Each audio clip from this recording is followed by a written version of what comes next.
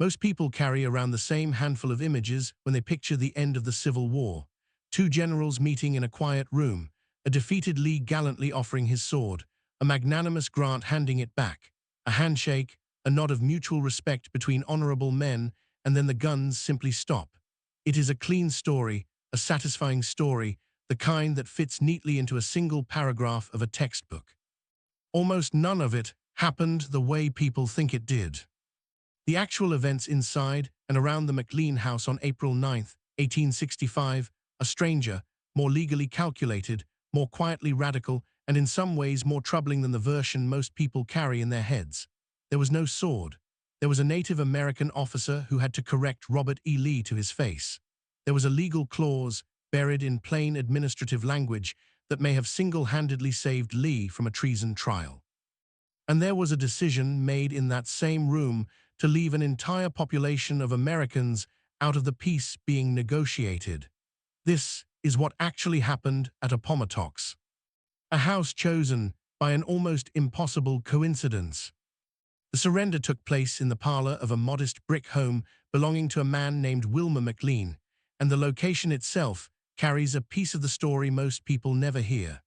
4 years earlier, McLean had lived near Manassas Junction, close enough to the fighting during the First Battle of Bull Run that a Union cannonball reportedly crashed through his own kitchen.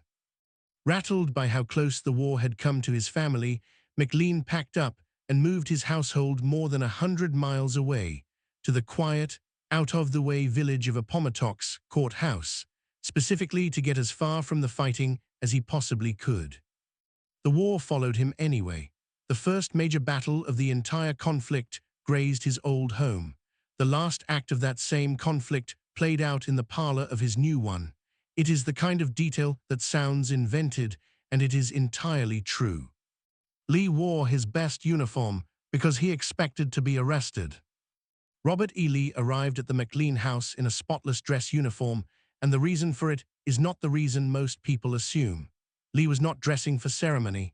He was dressing for what he genuinely believed was about to happen to him. Lee expected Grant's terms to include his own imprisonment, and he wanted to face that outcome looking like a soldier rather than a man who had let himself go to pieces. He had only hours earlier already described Grant's proposed terms as both honorable and liberal, so he had some idea of what was coming. But knowing the terms on paper and standing in front of the man who could still change them at the last minute are two different kinds of certainty, and Lee did not fully relax until Grant confirmed in person that nothing had changed. Terms built to end a war, not punish a man. What Grant actually offered went well beyond what almost anyone in the Union High Command expected. He required only that Confederate soldiers surrender government property, the arms and artillery that belonged to the Confederacy itself. Officers were explicitly allowed to keep their personal sidearms, their private horses, and their baggage. When it became clear that many enlisted men also owned their own horses and mules, Grant extended the same courtesy to them, specifically because he understood those animals would be needed for spring planting the moment these soldiers made it home. He arranged approximately 25,000 rations to be distributed to an army that had been marching for days without adequate food, an army that 12 hours earlier had still been trying to kill his own soldiers. The clause that may have saved Lee's life. Buried inside the otherwise dry administrative language of the surrender terms was a single clause that would matter more than almost anyone realized at the time.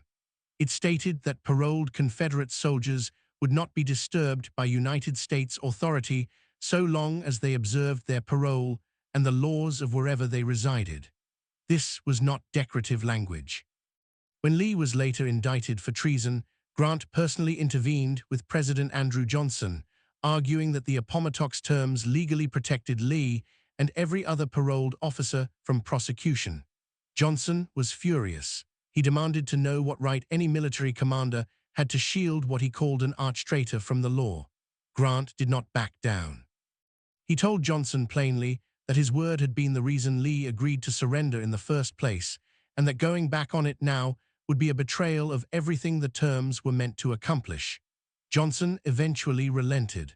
A single sentence, written into a battlefield agreement in the middle of a defeated army's collapse, likely kept Robert E. Lee out of a courtroom for the rest of his life.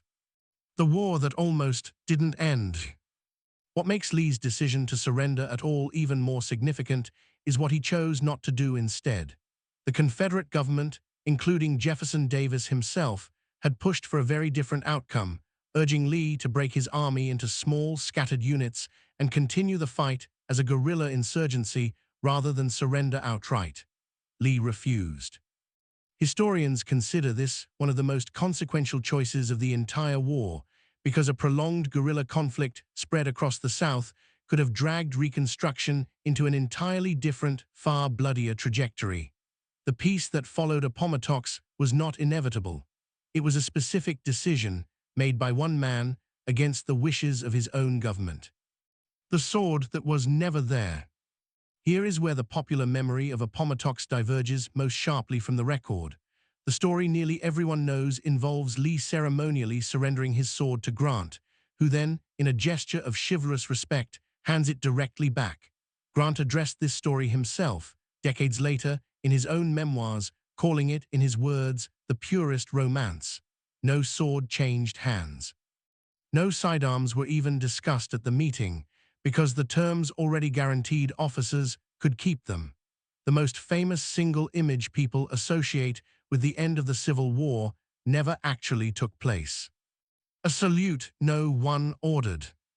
3 days after the meeting in the parlor, a formal ceremony was held for the actual mechanics of surrender, roughly 28,000 Confederate soldiers marching forward in ranks to stack their weapons and furl their flags for the last time.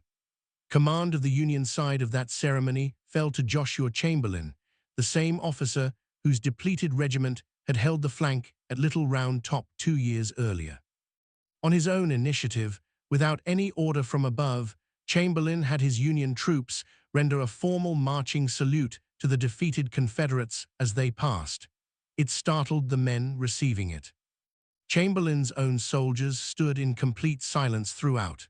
It was a deliberate, unscripted act of respect, extended by one soldier to another in the exact moment that should have been the most humiliating of the entire war for the men on the receiving end.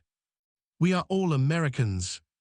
When Lee arrived at the McLean house and began shaking hands with the officers assembled around Grant, he was visibly surprised to see a Native American officer among them, Lieutenant Colonel Ely Parker, a Seneca man who had personally written out the final clean copy of the surrender agreement. Lee extended his hand and reportedly said he was glad to see one real American present. Parker's reply has been recorded simply as, "We are all Americans." It is one of the shortest exchanges to survive from that entire afternoon, and one of the most quietly pointed. What actually ended and what did not? Grant made a point of ordering his own men not to celebrate the Confederate defeat, and when artillery crews began firing celebratory salutes on their own initiative, he had them stopped immediately, reportedly telling his officers that the war was over and that the men across the field were their countrymen again. It is worth being precise about what that phrase actually meant in practical terms, because the popular understanding of Appomattox tends to compress far more history than it should. This surrender applied only to Lee's own Army of Northern Virginia. Roughly 175,000 other Confederate soldiers remained under arms elsewhere across the South. The war did not formally, legally end on April 9, 1865. It ended, on paper, 16 months later, when President Andrew Johnson issued a formal proclamation on August 20th of 1866. The piece that left people out.